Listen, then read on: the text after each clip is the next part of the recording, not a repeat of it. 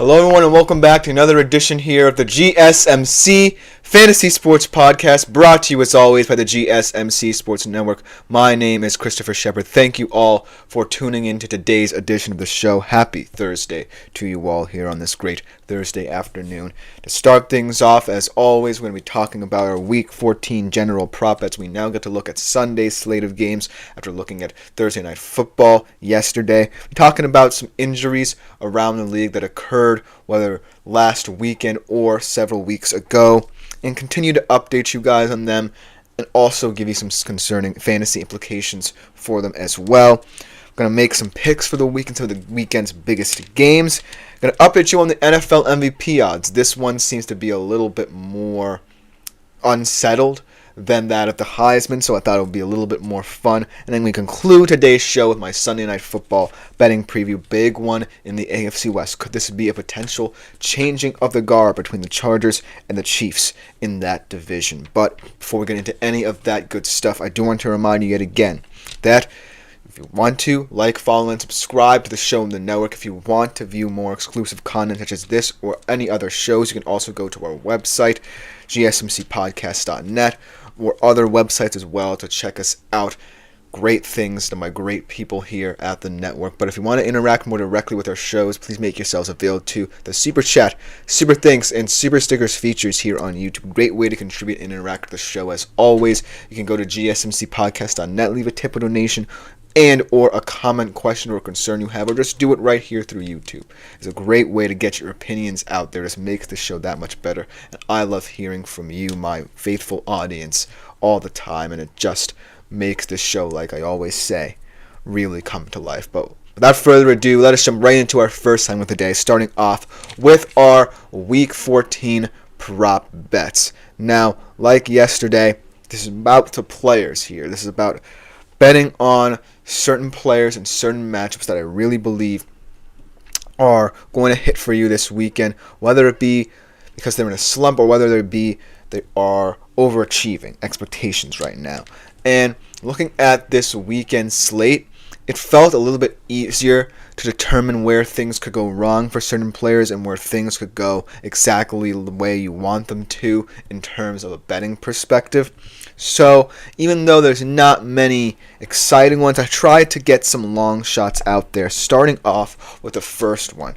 How about a quarterback who has been kind of struggling? We always said this about him, that if he loses a lot of weapons in his offense, chances are he's going to struggle more and more, and that is Brock Purdy. This is an interesting match against the Bears. Yes, it feels like the Bears are a team kind of in flux right now, well, with the firing of Matt Eberflus, the instating of Thomas Brown as your new head coach in terms of the interim, maybe potentially in the future as well if he succeeds.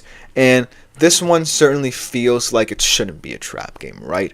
Because sometimes teams really react very well to an interim head coach, but the Bears, even with, when Thomas Brown was the OC and Caleb was playing better than he had over those poor 3 weeks prior to this good stretch of form for him, I still think this Bears team will find ways to shoot itself in the foot. But in terms of shooting yourself in the foot, there's no team worse than the 49ers right now, who just do it not because of general style of play, but because of injuries. The injury bug really ravaged them, and that's why I feel like Brock Purdy has not found the success he would like this season. That's why in this matchup against a very tough Bears defense, which I have to give a lot of credit to, I'm going to say he hits the under here in terms of passing yards at 229.5 at minus 137.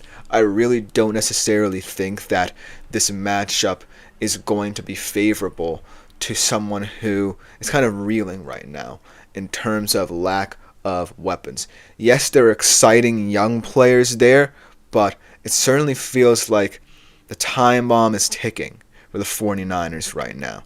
And this may be the last several games that most of these players are playing together as a unit. And that's kind of scary if you're a 49ers fan thinking about that, but it looks more and more relevant as the season goes on for the 49ers. And Brock Purdy's going to have to grow up quick if that is the case. And it will start sometime soon. And chances are he may not rise to the occasion to start off. I do still want to give him the benefit of the doubt, but chances are, for the time being, if he doesn't have those superstar level weapons, then he's going to look a little bit more mortal than usual. Now let's go to running back, who I think in this second opportunity against a division rival is going to prove himself, prove that he's going to be an X factor in this division's outcome, and truly want to redeem that kind of tepid performance 2 weeks ago. It's James Conner. And I feel like, now that Seattle and Arizona have now played each other, understood each other, watched more film on each other, and have always played each other over these past couple of years, and for many years, we now know what our Arizona Cardinals game plan on the offense side of the football should be. It should be focused around James Conner, because if there's one real weakness of the Seattle defense, I do believe it's its run defense. I feel like the secondary is rounding into form. There's more communication there.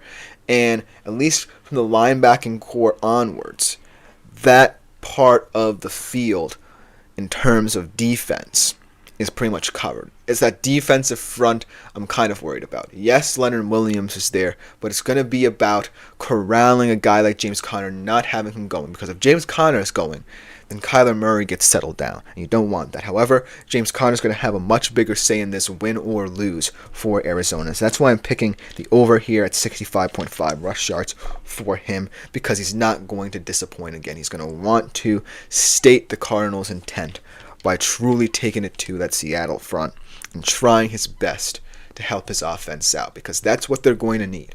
They're going to need timely possessions that take time off the clock, allow Kyler Murray to get in a rhythm, and put points on the board. And so that's why this time around, I'm not necessarily going to say that James Conner is going to be shut down again, because you can't necessarily stop a good running back twice in a span of 3 weeks, coming back from a cross-country trip from New York, mind you, where you looked pretty mortal there. So that's why in this one, James Conner is going to have a much bigger say in its outcome. In terms of receivers, I really don't think George Pickens is going to have a good day. And it kind of seems cliche to say that, because him and Russ have really come into their own in that Steelers offense, and I'm really, really happy that that relationship has grown and matured these past couple of weeks, and it could be a potent one come postseason time. But in this matchup, let me check, because I do believe they're playing the Eagles. I just want to make sure here. No, they're playing the Browns. That one's all, and this is a game we saw 2 weeks ago in the snow, where they were a little bit tentative in terms of taking deep shots. Maybe that's not the case in this one, because the weather is not going to be as terrible in this one. But I still think George Pickens is going to have a tough day against the Browns, the defense that's still playing for pride. That performance against Denver was not entirely their fault. Yes, they had some bad moments, but most of them stemmed down from the offense's mistakes, more so than defensive struggles. So that's why I feel like the Browns, in another opportunity to take the Steelers down a peg, are going to try and get very physical with George Pickens yet again, much like their first matchup. And so that's why I'm taking the under in terms of George Pickens' receiving yard total at 68.5. I just think that even though he's been performing out of his mind these past couple of weeks with Russ, I think these are the kinds of games where you might have to reconsider, because this is another opportunity for the Browns to continue this momentum that they're having that started from that game against Pittsburgh at home in the snow 2 weeks ago. And so I would definitely be scared if I'm Pittsburgh and Mike Tomlin in terms of scheming George Pickens open, because that's going to be tough against this very spirited Browns defense. So overall, those are the three kind of top prop bets I wanted to bring to you in terms of guys who might overachieve or underachieve. But a couple fun ones that I wanted to throw in here. How about Bryce Young and his rejuvenated state, hitting the over in terms of passing yards in his game against, I keep on forgetting who these teams are playing here. Let me pull it up real quick. Against the Eagles here, how about him hitting the over? And I know it sounds crazy because it's the toughest game they've played in this stretch where we've seen Bryce Young really come into his own and truly be a vocal leader of this team. But why not?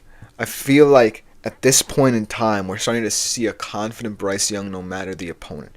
He nearly beat the Chiefs. He led a very gutsy game-tying drive to take that game into overtime, which not many people can do against that Chiefs team, and not many people get the opportunity to do because, well, they're the Chiefs and they're one of the best closing teams in the NFL. But enough about that, and let's talk about the special traits that Bryce Young has developed. He can perform out of structure, and that game-tying touchdown against the Bucs proved that much. He can perform in pressure situations. Both of those drives were 2-minute drills. He's really improved in terms of seeing and processing the field, not necessarily missing wide open throws like he did early in the season, and really reading the field very well and understanding the accuracy of his certain passes and where they need to go. And so that's what I admire about Bryce Young's development. And yes, this Eagles defense is a very scary one for a guy who is just getting into the feel of the NFL again. But Bryce Young has proven he is dauntless. And so that's why I feel like the over is not necessarily a long shot here for him. And then finally, Jonnu Smith at the tight end position. Another guy who's overachieving, much like Bryce Young is right now. I'm taking the over in their game against the Jets. I feel like Jonnu Smith is going to continue to see his star rise in that offense because he is their secret weapon. He's not the speediest of guys like Tyreek Hill or Devon Achane. He is not necessarily the smartest of route runners in certain situations like Jalen Waddle can be. But he is a reliable tight end and a reliable target. And we've seen it in this offense, and I think he's going to continue to grow. Even if the Dolphins make the playoffs, he's going to be a huge part of this season down the stretch, and that's why I'm really excited to see what he does. I'm going to take the over on him as well. But that's just about do it for my prop bets. Let me know which ones you like in the comments below, or if you have any of your own. But coming up next, we're going to talk about the dark side of fantasy a little bit. Talk about how injuries will impact your decision making this week in terms of fantasy implications. We'll be right back to talk about it right after this short break. I feel like I'm losing my mind. Is everybody in the world blind? Please, Lord, give me a sign, a sign. I feel like I'm losing my mind. Is everybody in the world blind? Please, Lord, give me a sign, a sign. I wanna be the greatest. Everybody on the fake shit. I look around and feel like everybody is the fakest. I make this every day and I'm impatient, hoping one day I blow up from the basement. Statement, the top is so vacant. I don't hear shit that I think is amazing. Waiting for my day when I'm playing sold out shows for 1,000 faces. Hey, give me that crown, get in my way and to be put down. It ain't your place, all this my town. If I want that shit, then I'll get it right now. I'm losing it, the noose it fits. I'm losing shit, a stupid myth. You choose to live or choose to dip. You choose to fight or lose your grip and lose a gift. I feel like I'm losing my mind. Is everybody in the world blind? Please, Lord, give me a sign, a sign. I feel like I'm losing my mind. Is everybody in the world blind? Hello everyone and welcome back into the GSMC Fantasy Sports Podcast, brought to you as always by the GSMC Sports Network. Before we get into our second segment of the day here on the show, if you do wish to contribute and interact with the show a little bit more directly while we live stream, consider making yourselves available to the Super Chat, Super Things, and Super Stickers features here on YouTube. Great way as always to contribute and interact to the shows. I love hearing your opinions and comments you leave. It's all about you, the audience, this show. I want to get your opinions out there as much as I want mine out there as well. You can also do a tip or donation as well through our website or through YouTube. Click on that Super Chat button and that $ in the comments section below. It's a great way as well to contribute to the network and all we do here, and it's greatly appreciated in advance. Without further ado, let's jump right into our second segment of the day here on today's show, talking about kind of the dark side of fantasy football. Let's talk injuries here. A lot of big ones occurred through the past couple of weeks. A lot of pretty brutal ones to watch, I must say. But overall, it's part of the game. And it's part of how you need to make certain decisions and analyze certain situations as well. And it's never fun to talk about, but it's important in terms of understanding the depth of certain positions and in terms of finding out ways to leverage certain situations as well. And all of these players are going to be dearly missed for their teams, and they create different dynamics because of their injuries within their teams as a result. But all of them could also be seen as lending opportunities to certain combinations, certain tandems really coming to life again. And I know it kind of sounds weird and harrowing to talk about guys who are injured being kind of quote-unquote blessings, and I never want to interpret it that way. But from a fantasy perspective, you kind of have to look at certain situations a bit more positively, because this could make space for an unsung hero to arise. And while we wish these guys the speediest of recoveries, and we never like to see injuries in the National Football League, this is a time in the fantasy football season where you have to be proactive. And so this segment is very important in terms of interpreting certain injuries. Without further ado, let's jump right in, starting off with probably the worst one of the weekend. Trevor Lawrence going down from that brutal hit from Azeez Al-Shaair. Obviously, the NFL subsequently suspending Al-Shaair for 3 games, and a fallout from that we could talk about as well, but for a different day. But concerning this injury, it's smart of the Jags to bench Trevor for the rest of the season, or put him on IR for that matter for the rest of the season, because they want to preserve the integrity of the piece they have. That's their saving grace. Because let's face it, the Jags are a miserable franchise right now. They're 2-10. The owner, the coach, nothing's going right for them. And so, preserving Trevor Lawrence for next season, hopefully bringing in new blood in the head coaching system, and other personnel options as well, maybe getting rid of GMs and what have you, I feel like that's the right choice. In terms of fantasy implications, this team was never really an appealing one in the first place. Maybe a lot of people were high on either Brian Thomas Jr., the exciting rookie who could have brought out the best in Trevor, but really not necessarily too many glimpses of that combination really working out. And maybe Gabe Davis coming there from Buffalo as an experienced receiver. And he's had a pretty rough season, in fact, injured himself right now. But I am pretty excited and intrigued to see how this Mac Jones, Parker Washington development plays out. Because Mac Jones, let's be honest, he's not going to be a Jacksonville Jaguar next season. Maybe some team picks him up on a minimum contract and he's a bridge quarterback somewhere, or he's a competent backup for another team. But this development is pretty nice in terms of people wanting to be proactive out on the waiver wire, because they really looked pretty good against a solid defense in the Texans last week. And so I would be confident in saying that Jacksonville, yes, is not appealing, but if you want to be proactive, look into that partnership for the time being. Yes, it may not help you in playoff times, but say you're a middle-of-the-pack team and you want to make more additions to ensure your place in the fantasy playoffs. Pick up a guy like Parker Washington or Mac Jones in a deeper league, and potentially you could hit your goals for the season, achieve your goals, potentially make a deep playoff run with them. But this injury, while very worrying in real life, maybe not as much so from a fantasy standpoint. Let's talk about a bizarre injury next here. How about Michael Dixon, the Seattle Seahawks punter, going down with a back tightening of some sort, potentially back spasms? He should be okay for this match with the Cardinals, but if he isn't, this is why this injury is finally very important from a fantasy perspective, because a lot of people might be looking at the Seahawks defense and saying, hey, this could be a nice little waiver wire pickup. They've been playing pretty well over these past couple of weeks. They've been scoring defensive touchdowns over these past couple of weeks. So let me take a look at them. The problem is special teams tie in as well. And Seattle has proved that they're pretty bad in certain situations in special teams.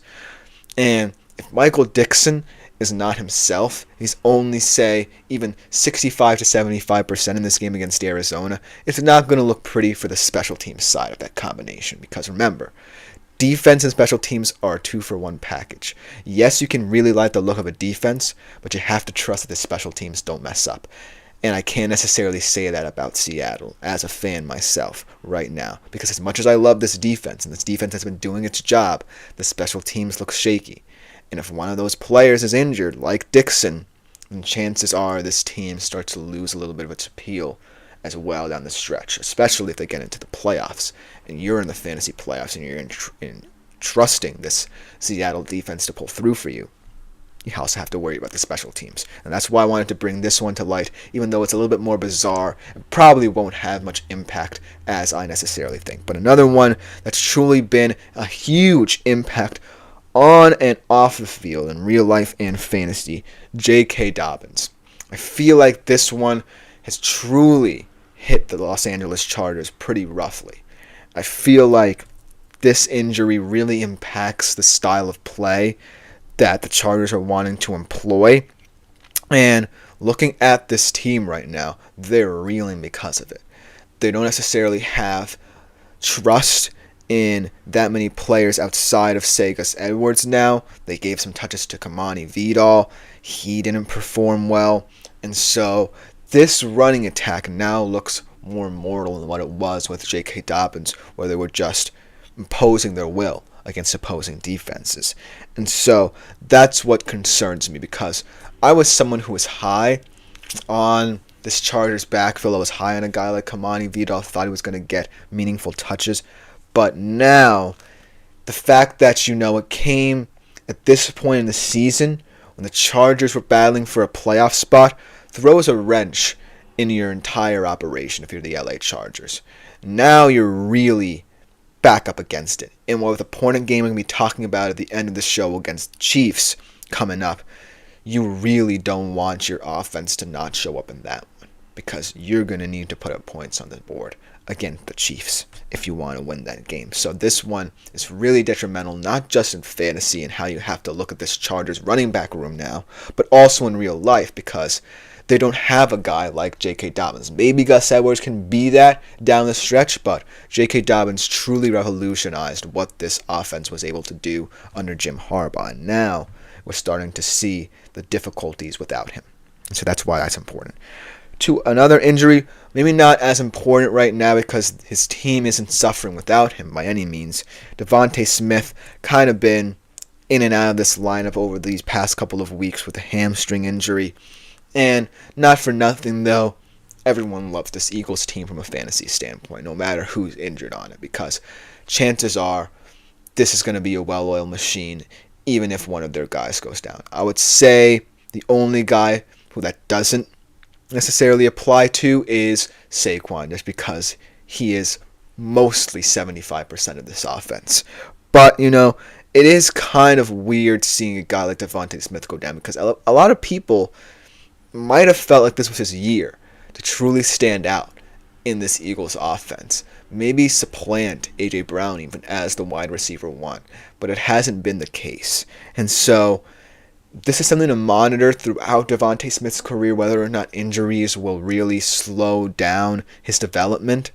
But he still is an intriguing receiver when he's healthy, just because in that offensive lineup, a lot of people are going to get a lot of production. So I don't necessarily think that when he even comes back, he's going to suffer. But it is something to note in his development and maturation within this offense that could be concerning on the stretch. And last but not least, this one's always a tough one. Christian McCaffrey, we have to talk about this, because a lot of people were saying Christian McCaffrey, this is his year, he's going to remain healthy, and then even before the season starts, even before some of you might have picked him number one overall in their drafts, you had the tendonitis issue, you had the ACL issue, now we have the torn PCL, and he's out for the season. And so this does not bode well for the 49ers, but also potentially for fantasy football managers, because a lot of people actually liked the fact that new stars were emerging in San Fran early in the season when this happened. Jordan Mason, Garendo, Jawan Jennings, all these people who you invested a lot of worth into in terms of picking them up and seeing what they could do, and you reap the benefits from them. But now this just feels like a team too broken to really piece that magic back together. I'm not indicting these players. They're still special players in their own right. But this team feels a lot different from what it was early in the season, when they were at least more hopeful than where they are now. And that can play a huge difference into how production is affected in this 49ers squad, because Christian McCaffrey was obviously going to be a star, the focal point of that 49ers offense had he been healthy throughout the season. And now that you're 5-7 and you don't have him for the rest of the season, that complicates things. So even though it's never a fun injury to talk about, this is the time to kind of nix hope in the 49ers for the rest of the season, even though it sounds very weird considering where a lot of these replacement players were at the start of the season compared to now. Let me know what you think about this in the comments, because injuries are always tough to navigate. Let me know if you need any advice as well. Let me know if you have any other injuries you want to talk about. But coming up next, we're making some all-important picks from some of the weekend's biggest games, a lot of divisional rivalries to determine in our next segment. So we'll be right back after this short break.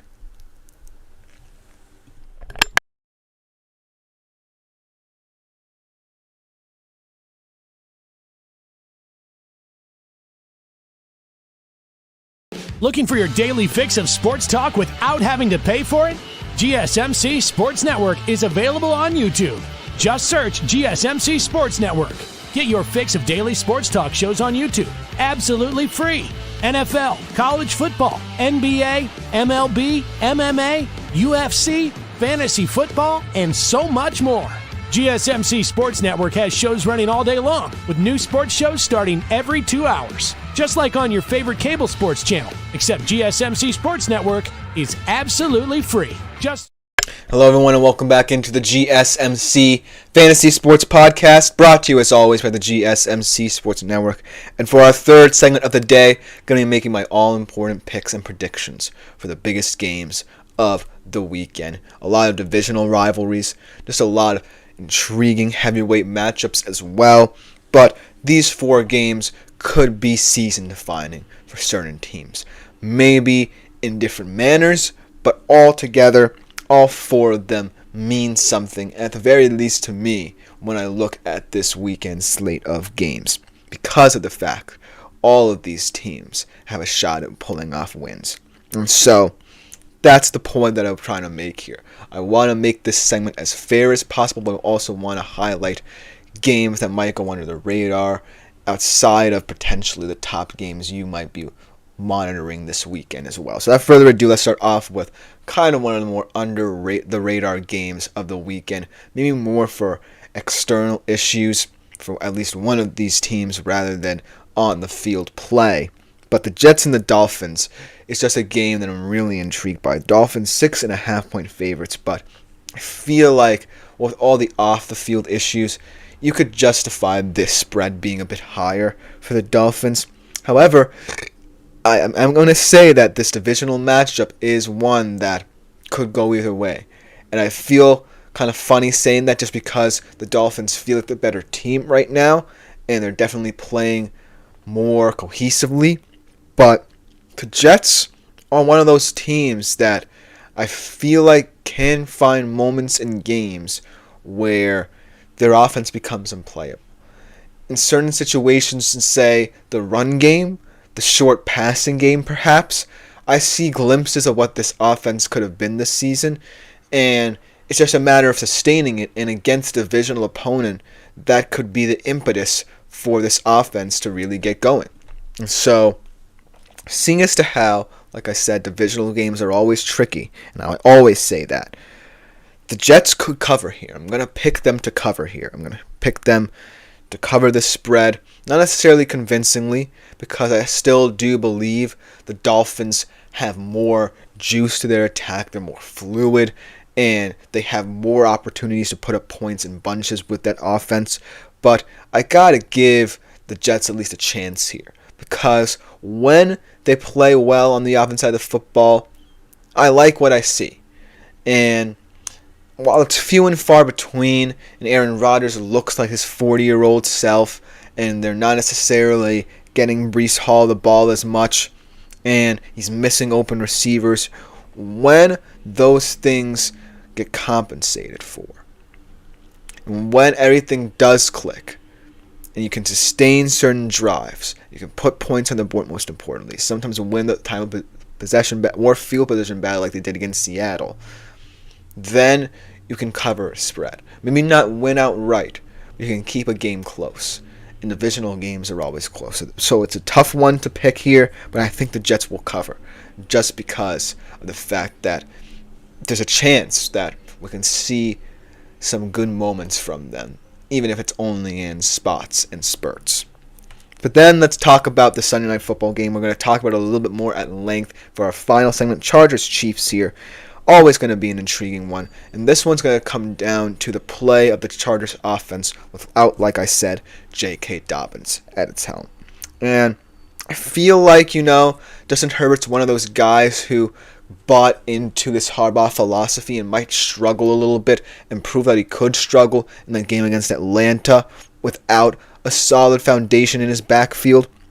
But he still is one of my favorite quarterbacks. Still is a competent quarterback who can lead an offense no matter what. He did it admirably under the Brandon Staley regime. And now, with Jim Harbaugh, it's going to be a lot tougher because he got so used to it. But he still has that shock element to him. And you still have to account for his dual threat abilities as well. And going against this Chiefs team that really isn't that special in any one metric. I know a lot of people are saying their defense is elite, and it still kind of is, but they're not necessarily dominant in any one phase of their game right now. They're kind of middling, and it is one of those games where you still want to favor them. They are, in fact, 3.5-point favorites according to Vegas. I feel like the Chargers could cover here. It's going to come down, yes, to their defensive play because I don't necessarily feel the offense will have enough to put up points consistently on the board. But if they win the field position battle, if the Chargers force turnovers early and often, then they can keep themselves in this one. It could be a tighter game than a lot of people think in a defensive standpoint. But I do think I like the Chargers covering here. I still think the Chiefs win, and I'm a little bit apprehensive to say that, but it does feel like there's going to be some quote-unquote changing of the guard moments there, like I alluded to when I opened today's show in this matchup, just because I do believe the Chargers are sneaking up on the Chiefs in terms of AFC West supremacy. And we could see elements of that, but not completely, just because that J.K. Dobbins injury was pretty rattling to them in this game. So I'm going to pick the Chargers to cover, but not to win, unfortunately. Now let's talk about another one of the games of the week. Potentially number 2 in my mind in terms of games of the week, right behind Packers-Lions, just because it's an intra-conference game.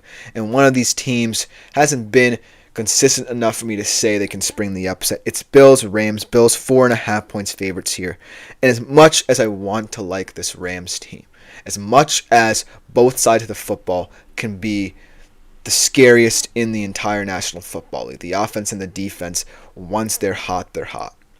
I still think the Bills are the better team here, the more experienced team, and most importantly, the most comfortable team right now. I feel like there's a certain comfort level there with the Bills and what they're able to do and how effectively they can do it because they can play in so many different styles. They are so physical, yet so explosive that you can't really slow them down in any one aspect of their game. They're always on their game, and they're always going to want to attack you, whether in one way or another.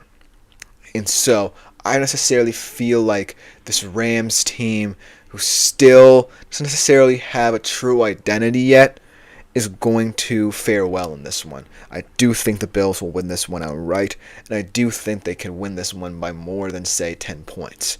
Just because, as much as I respect what the Rams can be, I don't know what they will be any given week. And that's something that I don't want to say, and I don't often say about teams that are still very much in the playoff picture, but have a lot of work to do. And so that's why the Bills in this matchup, to me, really are standing out. And I do think that in terms of how this game could play out, the Rams will earn a lot of people's respect. They will prove that they can still hang tough with the league's elite. Because at the end of the day, the Rams still have that feel, that mold of the playoff team last year. And so I feel like there will be moments in this game where we see glimpses of what the Rams can be potentially over a 60-minute football game, but unfortunately it's only going to be for about 20 minutes or 30 minutes.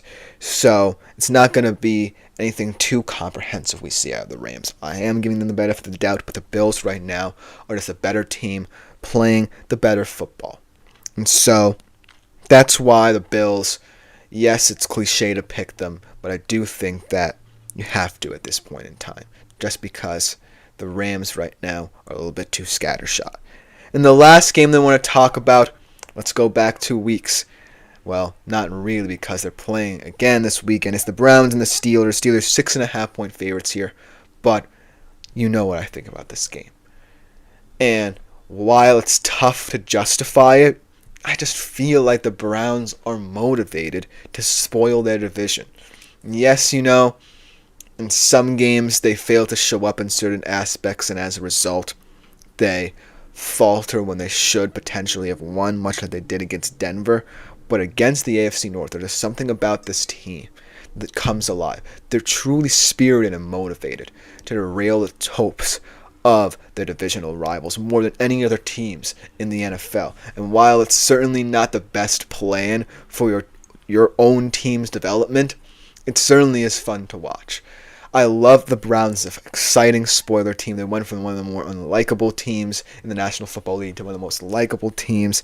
And while this isn't about likability, there are certain factors here that really makes me think that that could play a big part of it too. Because at this point in time, you know, anything could go wrong for any team in the AFC at any point. And the Steelers feel like they're one of the more vulnerable elite teams, right? Because while, you know, this offense can get going anytime, as they did last week against Cincinnati, we know what this defense can do.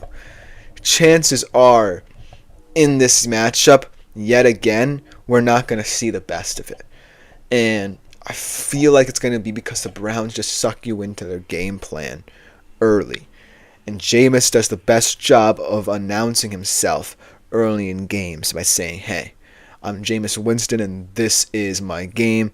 I'm going to be aggressive and I'm going to throw the football deep on the field. And I don't know if the Steelers are going to be able to cope with that yet again, even though they saw it 2 weeks ago, albeit in more inclement conditions. But even now, this is going to be a very weird matchup. That's why I'm going to be picking the Browns against the spread.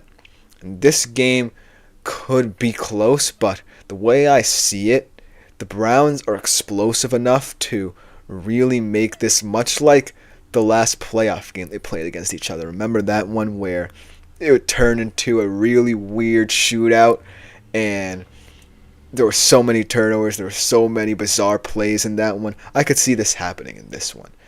And this could definitely be like first one to like 45 points wins.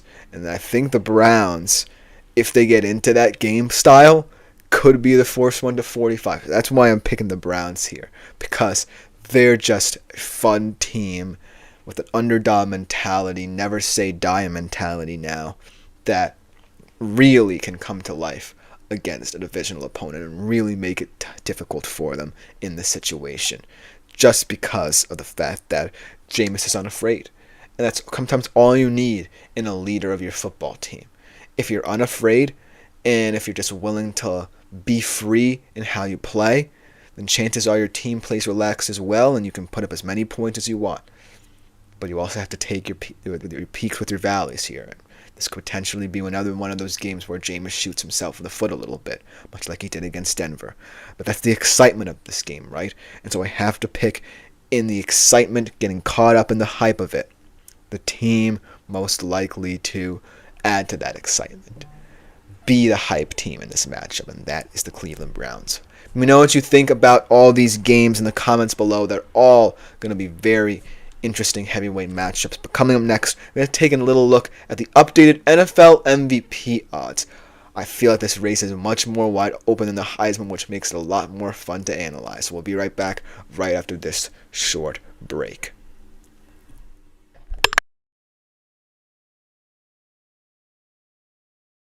For the best and latest podcasts available anywhere, go to the podcast app on your cell phone and type in GSMC to access free content-rich podcasts on health and wellness, book reviews, sports, entertainment, relationships, social media, movies, technology, finance, and even weird news. Subscribe and download the GSMC Podcast Network's family of shows, available everywhere. Hello everyone and welcome back into the GSMC Fantasy Sports Podcast, and for our fourth segment of the day, why not look at some odds? We're wrapping up seasons here in both college football and the NFL. I know it certainly feels like it's not that time just yet, but this NFL season will be over before you even know it. So why not look at the updated NFL MVP odds, much like we did with the Heisman odds yesterday ahead of their conference championship weekend. And while we're a couple of weeks away from the conference championships of NFL season, this is a very interesting MVP race, right? Because we're giving a lot of players chances we never thought we would before, and a lot of positions chances we never would have expected. I would not have expected two running backs who are getting up there in age at a position that's not as highly coveted anymore in the NFL would be in this conversation. It just goes to show how bizarre the NFL can be year in, year out. We're seeing historic performances by all these different guys, but at the end of the day, I feel like there are starting to be several players who are separating themselves from the pack. Without further ado, let's jump right into these updated NFL MVP odds. Now, mind you, they're not as updated as I would like. These were written, about a week ago now, so they could have changed over the last week of the NFL season. But without further ado, this is what I got for you. The wrong graphic here. Starting off with number 5, this guy, not necessarily having the best of seasons, but he's in this discussion because he is who he is, and everyone knows that he can go on a heater to end the season. It's Patrick Mahomes. Whether you like it or not, he's always going to be in the MVP conversation, whether or not he's having an up or down year. And I feel like out of all these candidates, right, he's the one who could sneak up on you at the end of the season and really start to make the case for himself. And I know it's going to be really weird to see him, if he is in that conversation, potentially move up the betting odds, the betting ladder here. But at the end of the day, it is Patrick Mahomes still. And the brand alone, no matter the style of play, can get him to that position as well. So even if, say, he plays quote-unquote league average for the rest of the season, it could be enough to get him in the conversation just because of who he is, and that's why he sits here at number 5 as well. I don't like it as much as you might not like it, but it is what it is, because sometimes there are players who transcend, bad seasons, and Patrick Mahomes is one of them, and very few players can say that about themselves. So that is where he sits currently. Maybe not currently because the events of this weekend, but that was where he stands right now, and it is what it is, like I said. But number 4, this is where we get into kind of more top level candidates, and this guy certainly doesn't seem like a top level candidate just because he had one stinker performance and hasn't necessarily gotten the name recognition of other guys in this conversation. But Jared Goff, we have to give this guy his flowers. He's the quarterback of the best team in the NFL. And even though he's kicked in the dirt after his LA Rams campaign, and he kind of felt like used goods, he's found new life here in Detroit. And I feel like, until he gets back to the big game and potentially wins it, he's not going to get the respect of someone who's in an MVP conversation. But his season alone is enough to say that he really truly belongs. And so I feel like even though it's going to be weird to see how the NFL treats him, he should be a no-brainer candidate still. I feel like his efficiency is something that not many quarterbacks have, and his ability to stay within rhythm in that offense is truly something special. And I feel like even though he's not going to pad stats, he's not going to put up the gaudiest of numbers like the guys at the top of this list, the fact that he's being this efficient for the best offense in the NFL, the best team in the NFL, can't go unnoticed and can't go underappreciated in terms of MVP discussion. So even though he sits at number 4, this is a guy who I very well would not be shocked or appalled at should he win a shocking, to some, MVP award down the stretch, just because of the fact, he now needs to gain that respect. Potentially, he may not even do it this year. The Lions might not even win the Super Bowl, as hard as it is to try and digest. But overall, Jared Goff deserves to be in MVP conversations from here until, this Detroit Lion team mires in mediocrity again, because he's that special for this team. And number 3, though, this is a special player, and I'm shocked to see him this low, because for all intents and purposes, he could win this award. But because he's a running back, it's going to be difficult for him. Saquon Barkley, this guy's doing otherworldly things at the position, but he is a running back. And he's kind of an aging one at that, who just went to another team, a new home, to get more money in a year in which this could be potentially the last year we see a quote-unquote high-end running back make a move like this. And so that's why I feel like, even though Saquon certainly looks and feels like the best player in the NFL, the most important, most valuable player, for that matter, in the NFL, because he's a running back, and because these two guys have been in this situation before, have had MVP hype surrounding them before, this is going to be a difficult award for win for him. He's going to have to really challenge Eric Dickerson's single-season record here to really make a case, in my opinion, because it's always going to be tough. Only 2 running backs have won the award in the past 2 decades, Shaun Alexander and Adrian Peterson, and they didn't even break records. So you really have to have a truly anomalous season at the running back position in order to be in the conversation. He's doing it right now at this current moment, and that's why he truly is firmly in the conversation. But in order to actually win it, yes, he's going to have to make history here. And it's going to be difficult down the stretch in terms of how the Eagles utilize him, especially if they've clinched a playoff spot by a certain point. But Saquon certainly should merit consideration as potential winner of this award. And finding him at 3 could be very surprising to some, just because a lot of people see him potentially as the number 1 guy for this award. But because of the running back position that holds him back. And then at number 2, a guy who's all too familiar with being in this situation, but I don't necessarily should be in this spot just because of the fact his team has kind of slowed down a little bit. Lamar Jackson, I still think he deserves to be in this debate wholeheartedly. I still think he is doing incredible things with this, but 2 things slow him down. One, the fact that his team is not playing as well as it can, and because Derrick Henry as well compliments him now in the backfield. And so, combined with all of this hype around the next guy on this list, and the fact that that guy is having a season like any he's ever had, Lamar is going to find it very difficult down the stretch to get back into this number 1 pick conversation. And so that's why, even though Saquon and this next guy could have cases against them, I feel like Lamar is not going to win this award.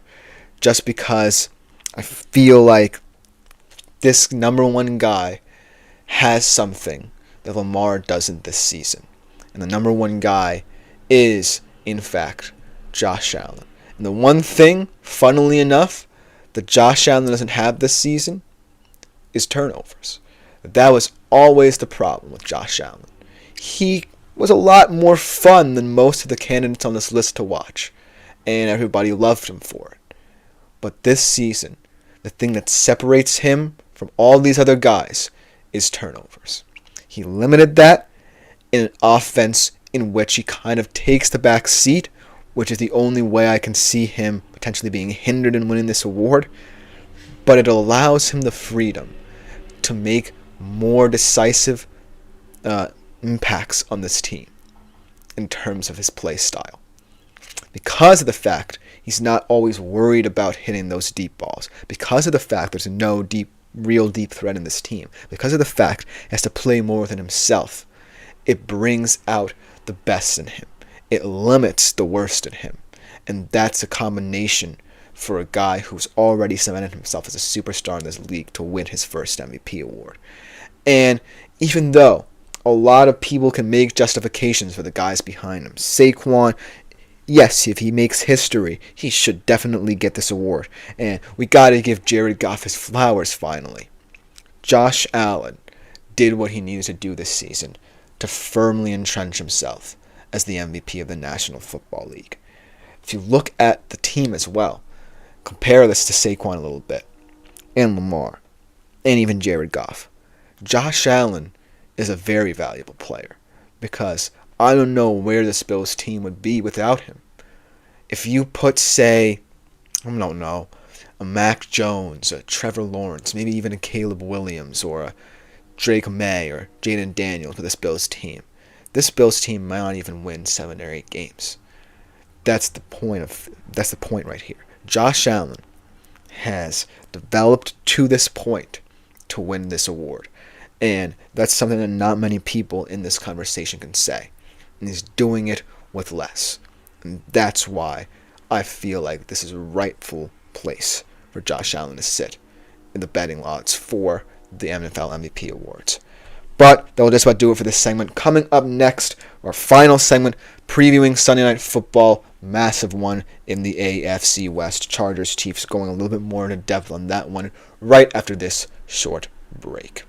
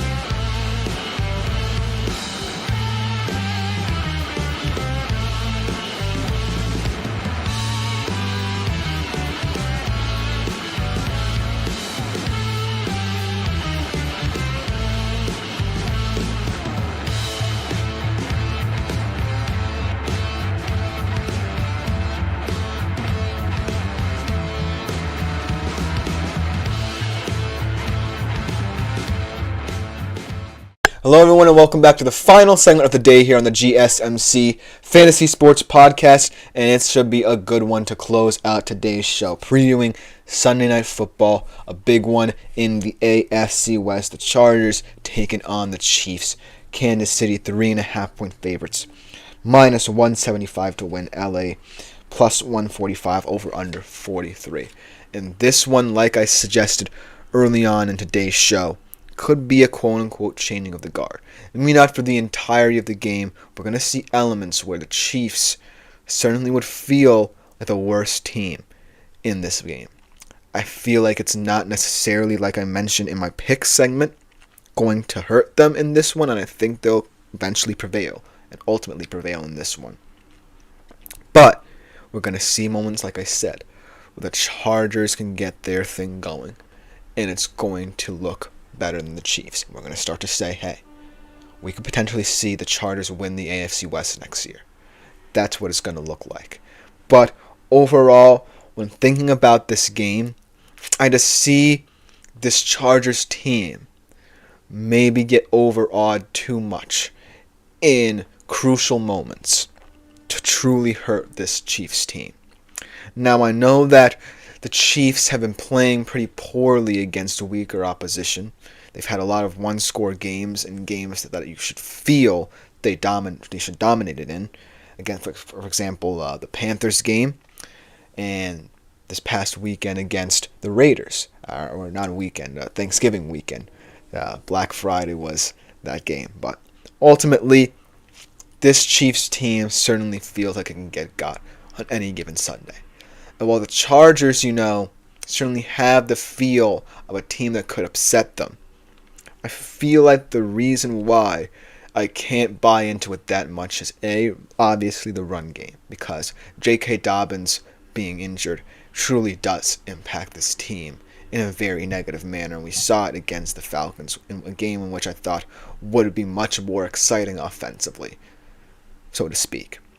But I do feel like there are going to be moments where we see the best out of the Chargers offense, and it's all going to start with Justin Herbert.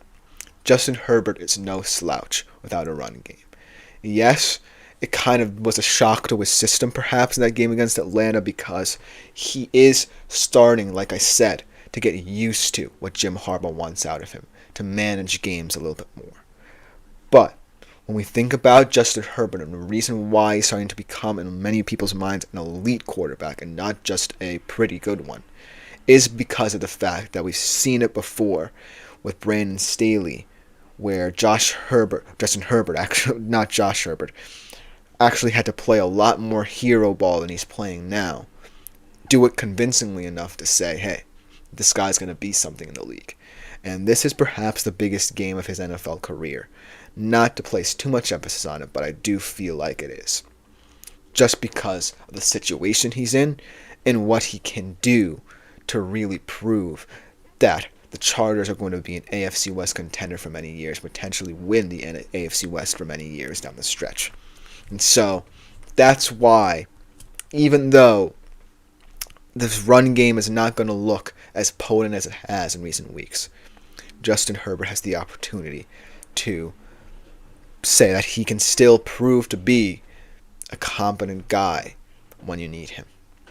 And I know, that the Chargers are still going to try their best to employ Jim Harbaugh's philosophy in this one, because they invested a lot in changing how their offense looks. But I do feel like there are going to be moments in this game where Justin Herbert's going to make some timely throws that remind us of what he was doing under Brandon Staley. And not for nothing, I do feel this receiving corps starting to trust itself a little bit more. Ladd McConkey's really grown into potentially being Herbert's go-to target, a very timely receiver, especially on late downs. He can move the sticks in a timely manner.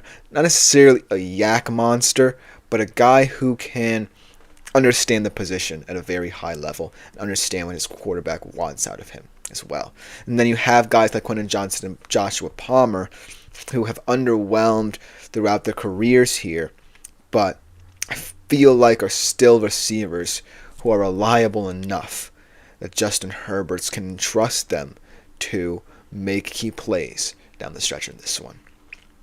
On the Chiefs side of things, the reason why I think they have just enough is because, yes, I mentioned that they weren't necessarily dominant in one metric or one aspect of their game. Their offense, defense, and special teams are all pretty middling at this point in the season. But the reason why I still think they're going to win this football match is because they're the Chiefs. And I know it sounds cliche to say that, and I know that eventually luck's going to run out for them again, and they're going to lose a game they potentially should have won. But I do feel like the Chargers right now are reeling a little bit, and the Chiefs are a better team than anyone at sensing that. And so that's why the Chiefs are going to dominate when it matters and ultimately win this football game. It's not going to be pretty, yet again. It never is for this iteration of the Chiefs. But I do feel like there are moments to be had for the Chiefs in terms of just gaining the upper hand in this one, just enough to pull it out. And so that's why I always have to look at this Chiefs team and respect them enough to say they're capable of beating anybody and they're capable of beating themselves. And that's the only way they're going to lose, if they beat themselves. And while the Chargers can pose a threat there in terms of forcing mistakes from them, I still feel like they're not going to do as much as we think with it. I think that this offense, if it relies too much on Justin Herbert early on, the pressure's going to catch up to him. And the Chiefs can prove more than anyone that they can close with their defense in a more potent fashion than anyone in the NFL. And that's why that scares me. Because Justin Herbert can play hero ball for 3 quarters straight and potentially have the lead late in the fourth. And then on an important drive, throw an important pick and the Chiefs come down and kick a field goal on him. That could really be the game script. And so that's why I'm always worried when I feel like a team has a shot to upset the Chiefs. The Chiefs always find a way. And so I want to give more respect to the Chargers here, but ultimately I think the Chiefs can cover this one. And then in terms of how the coaches and how game plans could come into this, I feel like Jim Harbaugh is going to be a little bit too overambitious in trying to find some semblance of a running game here. Excuse me.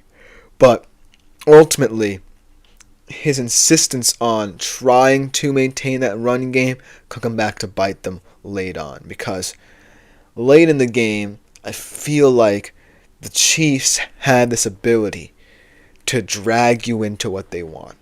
And so I can sense a period where Jim Harbaugh might not be as sharp in play calling and his offense stagnates as a result late in this one, whereas Steve Spagnuolo and his defense are always on their game. Spags always has a plan for every down of every game. And that's what scares me for the Chargers here, because Justin Herbert's going to have to do a lot of processing at the line.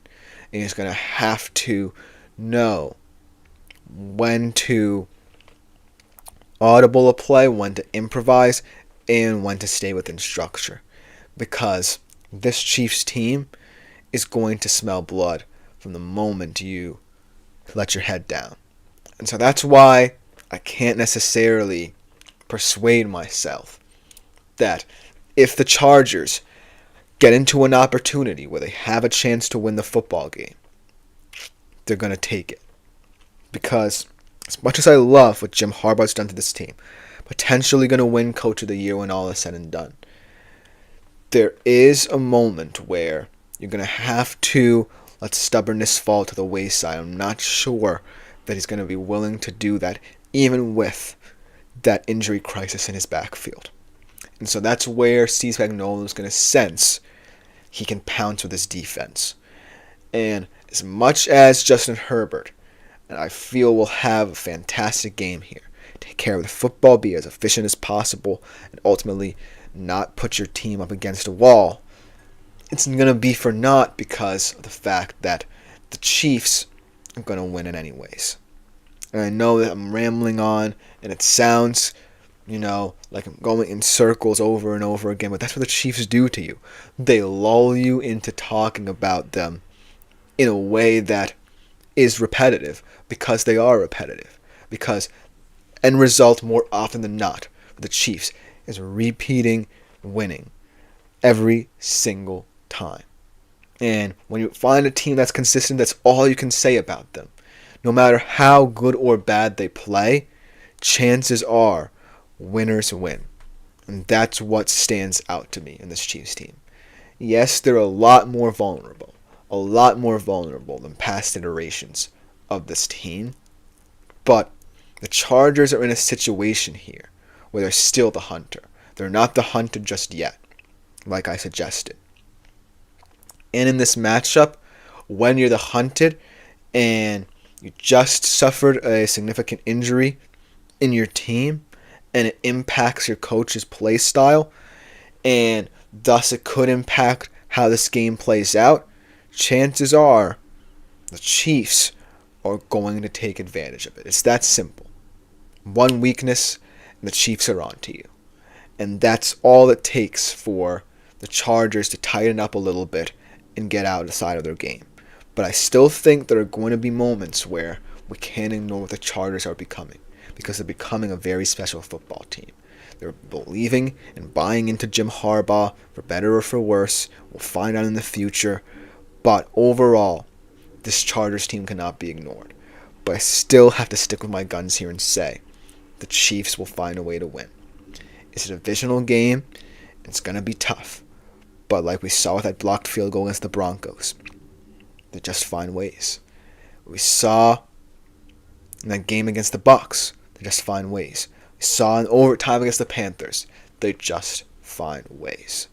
And no matter what, no matter if it pisses you off or not, the Chiefs are always going to be at the top of the pedestal come season's end. It's what winners do. And the Chargers just aren't there just yet. Let me know what you think about this game in the comments below, because that will just about do it for today's show. This has been the GSMC Fantasy Sports Podcast, brought to you as always by the GSMC Sports Network. I've been Christopher Shepard, your faithful host. Thank you all for tuning in. We'll be back tomorrow to conclude the week here on 3:30 p.m. Eastern Standard Time. Like, follow, and subscribe to the show in the network. Also, make yourselves available to the Super Chat, Super Thanks, and Super Stickers features here on YouTube. Other than that, I am out for today.